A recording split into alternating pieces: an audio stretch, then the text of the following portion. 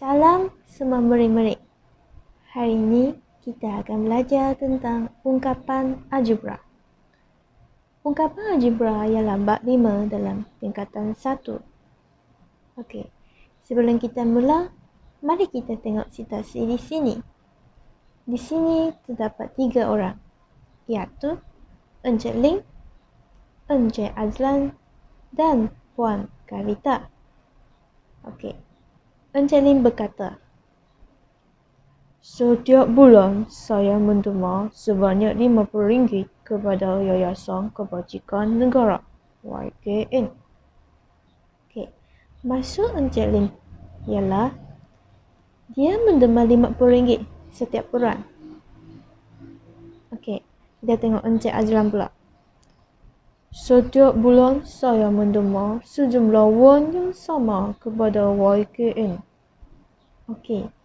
Maksud di sini, Encik Azlan dia menerima wang yang sama setiap bulan.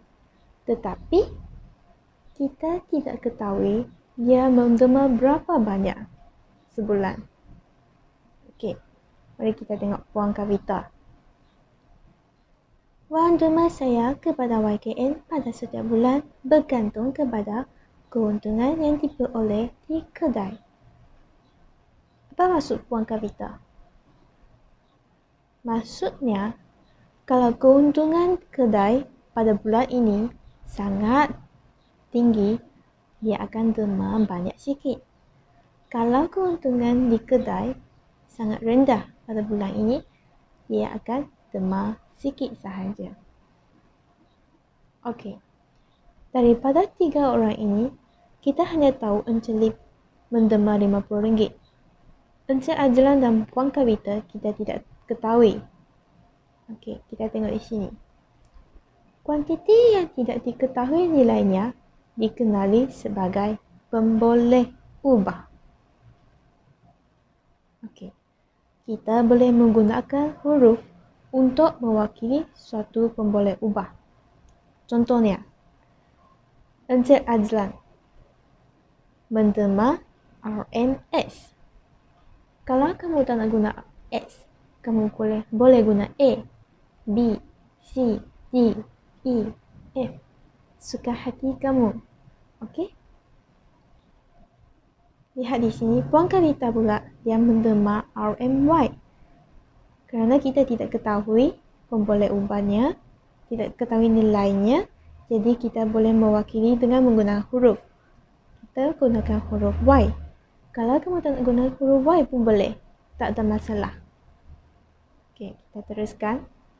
Suatu pemboleh ubah mempunyai nilai yang tetap jika kuantiti yang diwakili sentiasa tetap pada sebarang masa. Suatu pemboleh ubah mempunyai nilai yang berubah jika kuantiti yang diwakili berubah mengikut masa. Okey, antara X dengan Y, yang manakah mempunyai nilai yang tetap atau nilai yang berubah? Encik Azlan ialah nilai yang tetap atau berubah.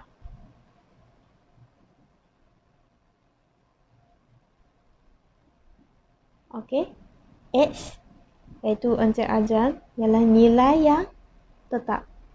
Kenapa? Kerana setiap bulan dia menderma jumlah yang sama. Okey, tengok Puan Kavita pula. Dia punya nilai pemboleh ubah ialah tetap atau berubah. Okey, berubah kerana dia bergantung kepada keuntungan. Okey, jadi Y ialah nilai yang berubah. Mari kita melihat contoh. Okey. Wakilkan setiap pemboleh ubah berikut dengan huruf yang sesuai. Seterusnya, tentukan sama ada pemboleh ubah itu mempunyai nilai yang tetap atau nilai yang berubah. Berikan justifikasi anda. Okay, A. Kadar faedah setahun untuk simpanan tetap yang ditawarkan oleh sebuah bank. Okey, kita boleh gunakan apa-apa huruf yang kamu rasa sesuai. Okey? Okey, tengok jawapan di sini. Dia menggunakan K. K mewakili kadar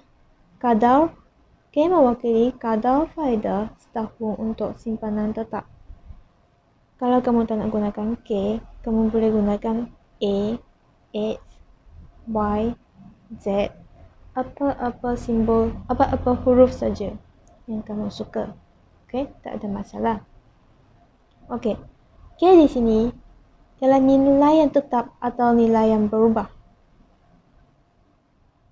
Okey, K mempunyai nilai yang tetap kerana kadar faedah untuk simpanan tetap tidak berubah dalam tempoh 1 tahun.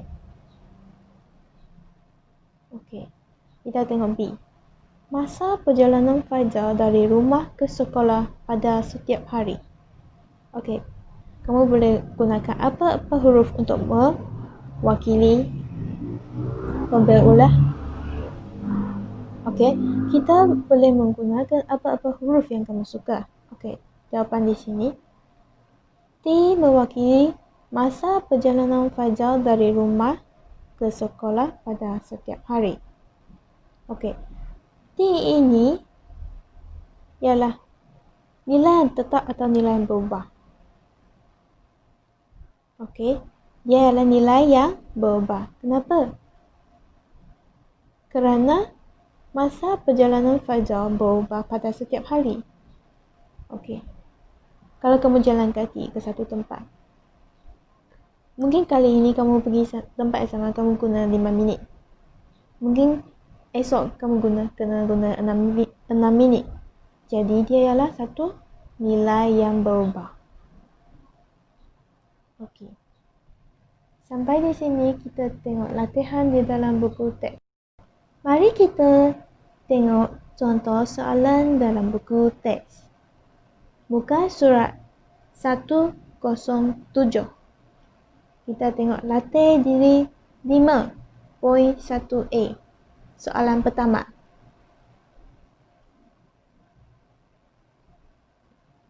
Wakilkan setiap pemboleh ubah berikut dengan huruf yang sesuai. Seterusnya, tentukan sama ada pemboleh ubah itu mempunyai nilai yang tetap atau nilai yang berubah. Berikan justifikasi anda. A. Jisim badan setiap murid di dalam kelas anda. Okey, kita boleh gunakan apa-apa huruf yang kita suka, kita rasa sesuai. Contohnya saya gunakan A. A mewakili jisim badan setiap murid di dalam kelas anda. Okey, macam mana tulis jawapan A? Jawapan A. A mewakili jisim badan setiap murid di dalam kelas anda. Okey, seterusnya. Tentukan sama ada pemboleh ubah itu nilai yang tetap atau nilai yang berubah. Dia ialah nilai yang berubah. Kenapa?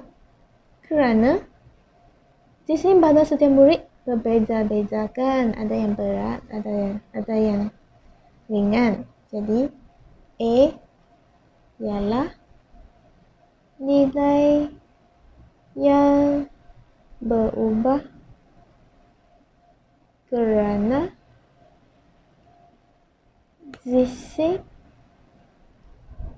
badan murid di dalam kelas berbeza. Okey. Kita tengok B. Markah yang diperoleh Zaini dalam satu ujian matematik. B. Okey, kamu nak guna huruf apa? Okey, mungkin saya boleh guna X. X mewakili apa? Markah yang diperoleh Zaini dalam satu ujian matematik. Okey, tentukan sama ada pemboleh ubah itu tetap atau berubah. Dia ialah nilai yang tetap. Kenapa? Kerana dalam satu ujian, kalau dia cakap dalam tahun ini, kalau dalam tahun ini ialah nilai yang berubah. Kerana tahun ini ada beberapa peperiksaan, ada beberapa ujian, dan setiap kali mesti dapat markah yang tidak samakan. Tetapi di sini ialah dalam satu ujian matematik. Jadi dialah nilai yang tetap. Okey, sampai di sini C dengan D, murid-murid boleh cuba sendiri.